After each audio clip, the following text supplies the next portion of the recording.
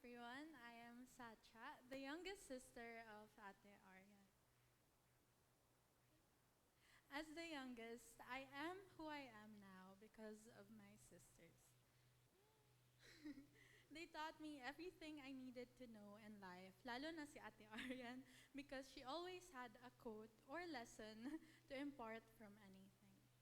She would always say things like, don't take things for granted. Don't let the little things ruin your day. Or, alam mo ba na na-realize ko na, and much more. These 2 years with her at our house were pretty hectic and wholesome at the same time because we grew close more. Together with managing their wedding, she also had to worry of me. We had fights here and there, had misunderstandings, and had times na hindi kami nagpapansinan. Pero kapag kailangan niya ng laptop at kailangan ko ng tagapatay ng ipis, eventually nag-uusap kami.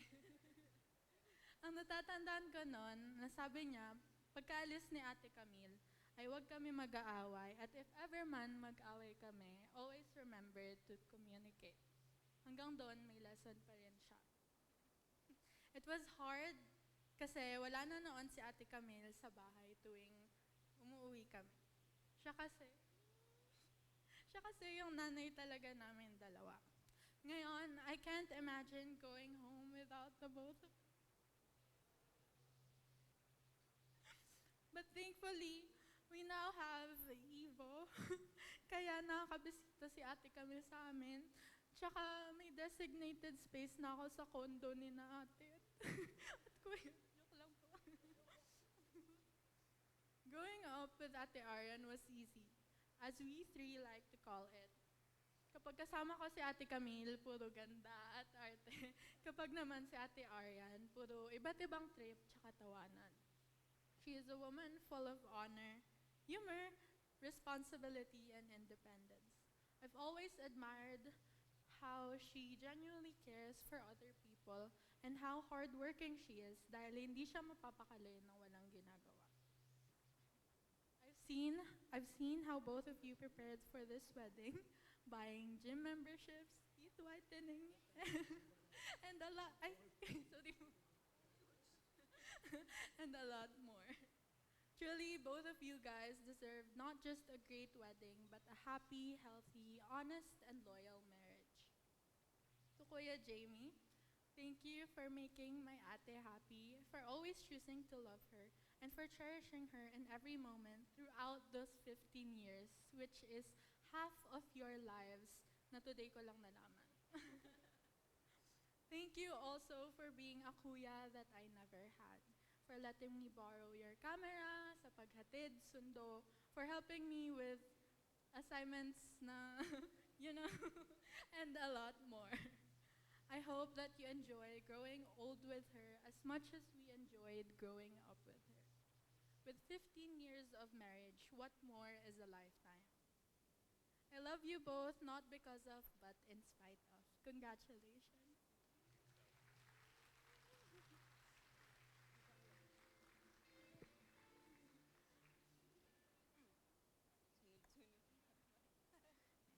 Buti nakuha ko yung phone ko sa church. Kasi nandito yung speech ko. Naiwan kasi yung phone ko. Anyway, good evening everyone. So, I am Camille, the eldest sibling of the bride. But people always think na si Aryan yung ate.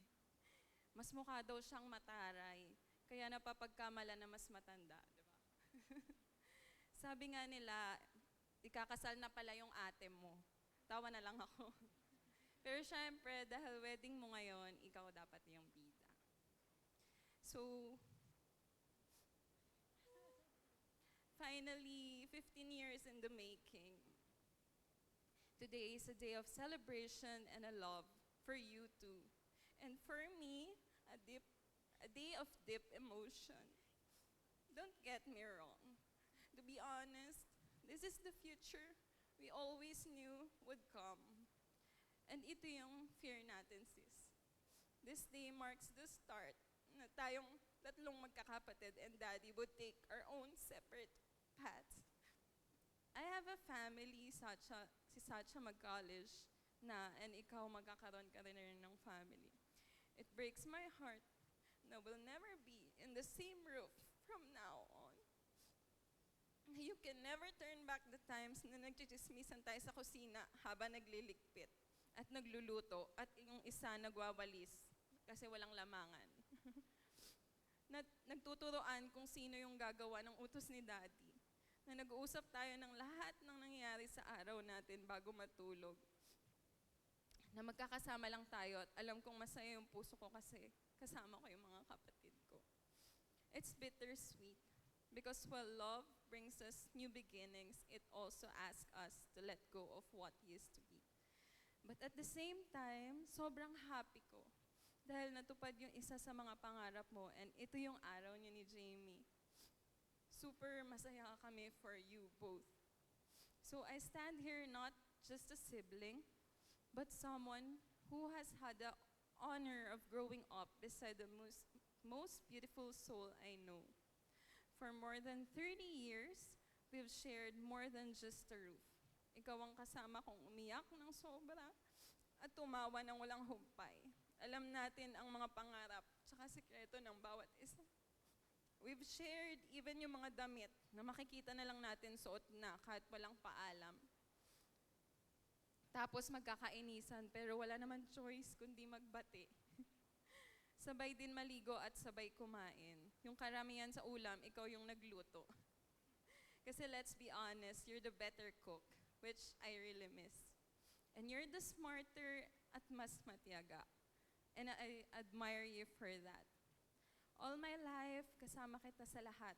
Marami tayong pinagdaanan na pangit, nabudol tayo sa travel, nag-away sa travel, malas na sitwasyon, sagad yung pera, and lahat yun, nagagawa natin ng paraan maging masaya pa rin, diba?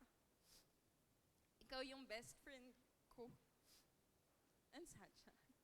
And I just want to take this opportunity to thank you. Thank you kasi sobrang bait mo. Kahit ako yung panganay, ikaw yung laging nagpapaubaya, tsaka nagsasakripisyo.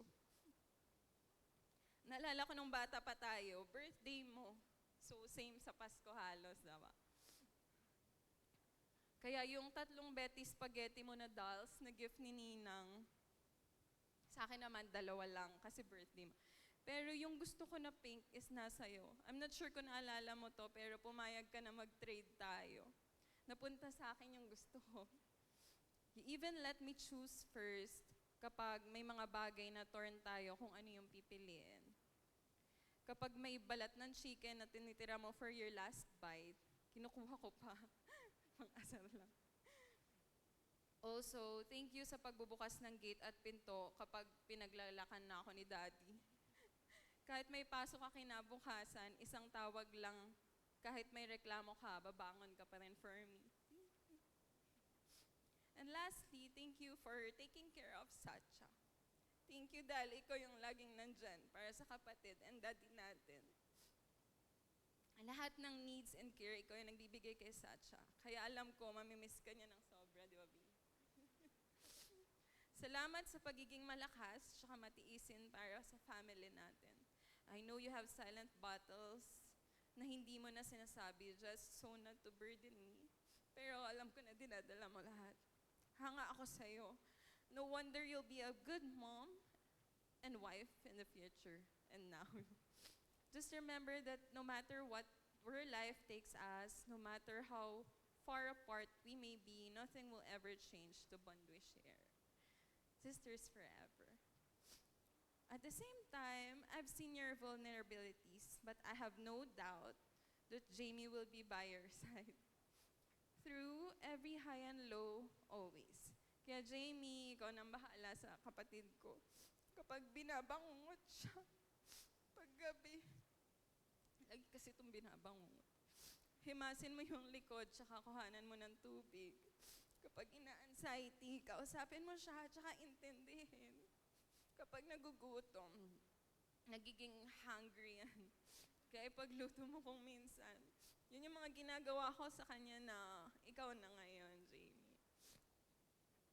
At alam ko na di mo siya pababayaan. I super trust you. sa tinagal-tagal ng relasyon nyo, matagal na kitang younger brother, Jamie. So today may be your wedding day, but for us, for me, you've always been part of this family for a long time. Hindi ka na bago sa amin. Today lang yung official, kaya welcome to the family, Jamie. I've seen you grow together, kung paano mo siya minahal, tsaka inalagaan, at sinamahan sa lahat ng hirap at saya. Alam ko, may misunderstandings din kayo. Akala kasi na iba hindi nag-aaway itong dalawang to kasi sobrang bait. Pero nalalampasan nyo at malalampasan nyo pa lahat. Kasi 15 years na kayo, hello. Ako yung laging pinapagalitan ni Daddy, pero si Aryan talaga yung may boyfriend. Thank you, Jamie, also for being a good kuya to Sacha. Sobra. Salamat dahil lagi mo siyang inaalala, tsaka inuuna. Kung minsan binibilhan mo pa siya ng libro, may pasalubong pa, tsaka lagi niyo siyang sinasama. Halos kasing edad niyo na actually, halos kasing edad niyo ng relasyon niyo actually yung edad ni Sacha.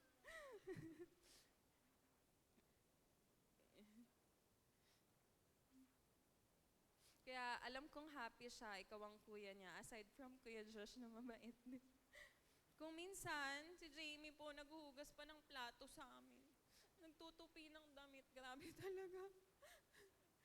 Thank you, Jamie, sa laging pagdamay kay Aryan. I am happy, Jamie, na ikaw ang para sa kapatid ko because I know she chose someone who truly loves and understands her. Thank you for loving her. You are the calm she needs. Kasi for the panic yan lagi. So Jamie and Aryan, may this new chapter bring you deeper love, louder laughter, and a home full of peace and understanding. I'll always be here kahit may kanya-kanya na tayong buhay, cheering you on and praying you for your happiness always. Congratulations, and I love you both so much. Ladies and gentlemen, Camille and Sasha. And what I really love about the messages is when they always tell the stories about the couple